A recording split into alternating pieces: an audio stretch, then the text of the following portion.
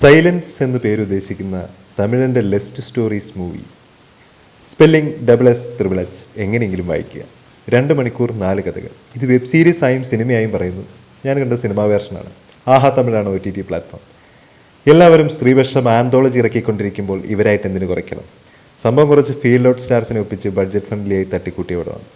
പറഞ്ഞു വെക്കുന്ന സ്റ്റോറികളിലെല്ലാം ലെസ്റ്റ് ഉണ്ടെങ്കിലും 80+ സ്റ്റോറിയെ ധൈര്യമായി കൈകാര്യം ചെയ്യാൻ തമിഴിന് ഇനിയും പഠിച്ചിട്ടില്ല.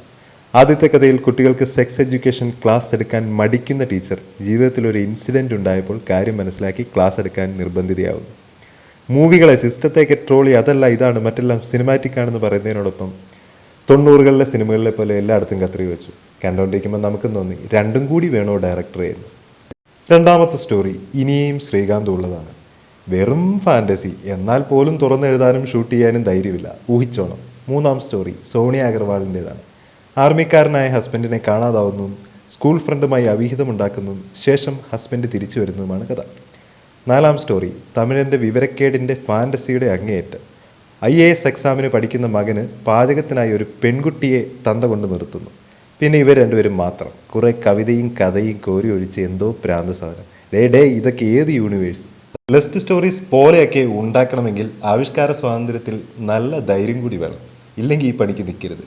കടമൈ, കട്ടുപ്പാട്, കലാചാരം അതും പറഞ്ഞിരുന്നാൽ എഴുത്ത് സ്ക്രീനിലെത്തില്ല. പ്രേക്ഷകന് ഊഹിക്കാനല്ലോ സിനിമ. പറയുന്ന 80+ സ്റ്റോറി ആണെങ്കിലും നമ്മുടെ സംസ്കാരം വിട്ട് ഒരു കളിക്ക് നിൽക്കാത്ത ഈ സീരീസ് ഓർ സിനിമ കാണേണ്ടവർ ആഹാ തമിഴിലേക്ക് വിട്ടോളൂ.